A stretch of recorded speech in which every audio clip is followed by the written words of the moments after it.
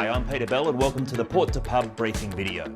The role of the skipper is arguably the most important on the day, to get swimmers and crew across the channel safely and to make the day safe for everyone involved. Your role begins well before the event. This video will show you how to prepare your craft for the journey, checking that everything on board is current, in date and in working order. Firstly, you must have a valid WA skipper's ticket. Your boat must comply with WA Department of Transport rules, be currently registered at the time of the event, and have the correct nighttime navigational equipment lighting. It must be licensed to carry all passengers, including those in the water, with the correct safety equipment. You must carry extra life jackets to cater for the swimmers and paddlers. Preparation. Things to consider on board your vessel: food, warm clothing, first aid kit, warm blankets, spare clothing, wet bag, plenty of drinking water, sunscreen. Place race stickers on vessels the day before. Have a plan if you have to withdraw from the event. Have a plan for after the event when you have completed it. Preset race coordinates into the GPS. Download the Port to Pub event app. Your swimmer can be tracked by friends and event officials. This may assist during an emergency. Race day. Turn your radio on and check the volume for the event swim base on 77, making sure the emergency channel 16 is also working. Tune into VHF channel 77. The boat coordinator will call support boats to the front of the holding area 15 minutes before the swimmer's wave start time. Stick to the swimmer's plan and know the timings the first swimmer should reach the TAMS tugboat icon vessel. Know the boat holding areas and be aware that it is not allowed to drop swimmers on shore. Be cautious and aware of other vessels, swimmers and paddlers.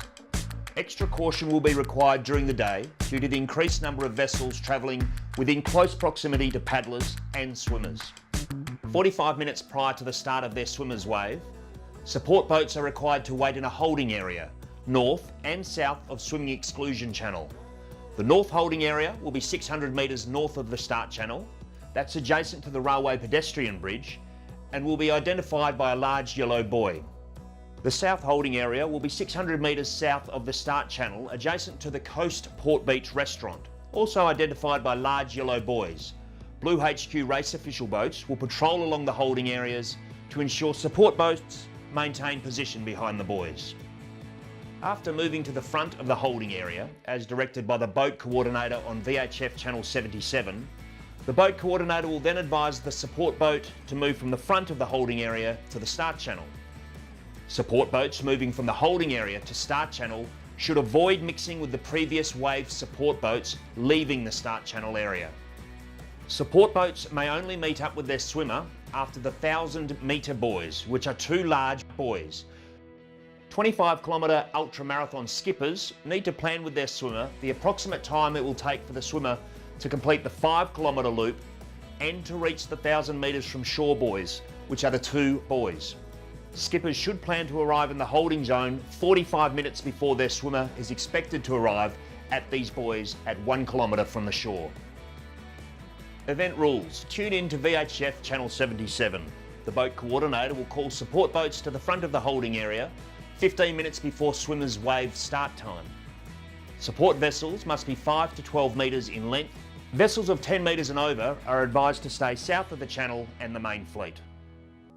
Tenders must have all safety equipment on board. Support boats must not move backwards to avoid danger to a vessel, a swimmer, a paddler, etc. A skipper is permitted to use a stern, reverse thrust, but only to stop or slow the vessel's forward way. The vessel must not make way astern, i.e. move backwards under any circumstances. If you need to stop or slow the vessel's forward way, they must ensure it is safe to do so. No swimmer or paddler immediately behind the vessel. For solo swimmers, a support vessel may support 2 swimmers, but must comply with the following rules. Swimmers need to swim in close proximity to each other and at a similar pace. Proximity is no greater than 20 metres in distance. Each swimmer must have its own paddler. You must stay with the slowest swimmer, and swimmers must be aware this could affect their overall race time. If the swimmer is injured or needs assistance, both swimmers must stop. The other swimmer must stay and tread water until the boat is able to proceed or withdraw from the event due to the support boat requiring action to render the solo swimmer medical assistance. Support vessels must display race number stickers supplied in the briefing pack. All boats need to keep within an 8-knot speed limit and stay 5 to 10 metres from their swimmer. Swimmers and escort craft shall give way to commercial shipping. All team swimmers who have not passed the east point of the shipping channel by 9:30 a.m. will be cleared from the water and transported to a point west of the shipping channel and will be disqualified from the event. If a commercial vessel crosses the racecourse, a safety officer on a boat moored at the inner limits of the channel will order the swimmers to stop and tread water. The swimmer may continue swimming when the danger is passed and continue the event. All competitors must cross the Fremantle Port's commercial swimming channel, Gage Roads, by 10:30 a.m. The Port to Pub communications base will radio a warning ahead of time and broadcast this alert at 10 a.m. Failure to cross Gage Roads in time will require the swimmer to leave the water and board their support boat and exit the event. No alcohol is to be consumed during the event by swimmers or support crew. Support boats are not permitted within the final 750 metres of the finish line and must exit no later than the 19-kilometre Yellow Buoys. Thames Tugboat. Skippers are to be united with your paddler and swimmer prior to the 1500 metre where the huge Thames tugboat will be stationed. You won't miss it. Unaccompanied swimmers must not proceed beyond the 1500 metre Icon tugboat. If your swimmer cannot locate your support boat, they will swim over to the tugboat, tread water and will not go past this point. Officials on the tugboat will radio your skipper and inform them you are waiting for them. If you have not joined by your swimmer after 20 minutes, swimmers will be returned to Leighton Beach. If a support boat has not located its swimmer by the 1500 metre tug, the boat skipper must advise Fremantle Volunteer Sea Rescue Group by marine radio VHF 77 and await further instructions.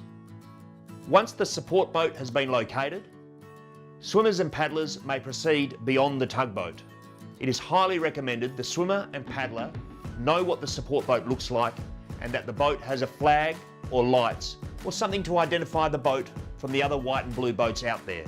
Changeovers must be made in the water with a big high five above the water. Boat engines must be in neutral when picking up and taking a swimmer on board. And support boats must never back up to pick up a swimmer. The swimmer is recommended to be on the windward or weather side of the boat.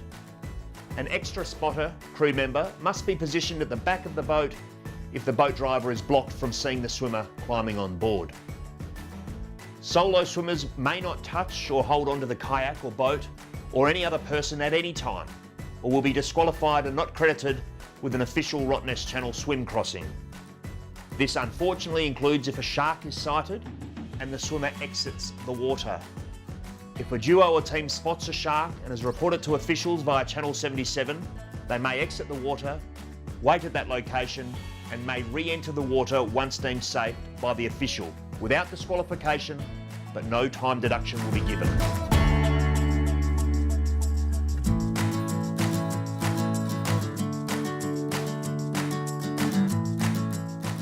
25-kilometre ultra-marathon swimmers will swim directly out and around the large pink marker buoy, labelled on the map Ultra-Marathon Turn Buoy 1, and make a 90-degree clockwise turn. They then meet their paddlers on the ocean or west side of the Ultra-Marathon Turn Buoy 1 in the paddle holding zone. Swimmers will head north towards Cottesloe for 2.5 kilometres and turn around at the final large pink marker buoy, labelled on the map Ultra-Marathon Turn Buoy 2, which is situated in line with Salvato Street, Cottesloe. Swimmers will make a 180-degree turn at this marker buoy and will now be swimming back on the beach side of the course for 2.5 kilometres. Swimmers will swim back to the pink buoy. Competitors make a 90-degree clockwise turn and proceed along the direct course to the finish line at Hotel Rottnest. Buoys will be placed at the 9-kilometre, 12-kilometre mark, and then every kilometre from 15 up until the 22-kilometre point, marking the most direct course line.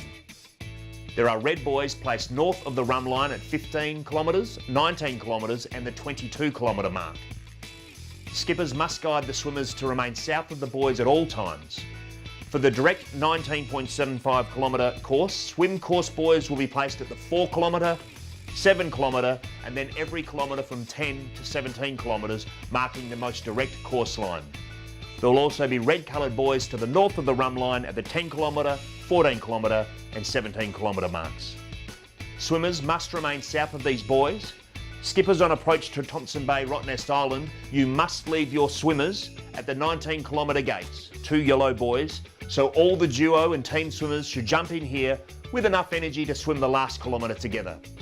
Skippers, please head to the island or the fuel jetty to drop off passengers and belongings before mooring or heading back to Perth. Please, skippers, take note of the support boat area marked on the map at Rottnest Island between the main jetty and the fuel jetty. In addition to this, there is an area south of the South Thompson accommodation units available for support boat beach anchorage. This is for port to pub support boats only. Swimmers and paddlers will come to the 2 large inflatable billboards which will form the gate for swimmers to pass through and indicates the start of the final 400 metre channel. Solo paddlers only may proceed with their solo swimmer to the beach. All duo and team paddlecraft must depart from swimmers at this point. Solo paddlers, you'll be directed as you approach the finish line. Paddlers must return their craft to their support boat or drag the craft to a safe spot high up onto the beach to collect later. Paddlers may join their swimmers in the recovery tent using their blue wristband for entry. Swimmers, support crew and paddlers should organise a table at Hotel Rottnest to celebrate the Hotel Rottnest Port to Pub event once the race is complete. Getting home. If you plan to return straight after the event, please make sure you have a plan to safely navigate your vessel home, continually monitor the weather and make an informed and safe decision on how you will navigate home after a long day on the water. If you plan on staying on Rottnest Island, please check with Rottnest Express for ferry times. The event officially closes at 5 p.m. with presentations and after party to be held at Hotel Rottnest. The skipper's role is crucial to making the Port to Pub a safe and enjoyable event. Thank you for your efforts in making this happen. We look forward to sharing your experiences over a meal and a refreshment at the Hotel Rottnest.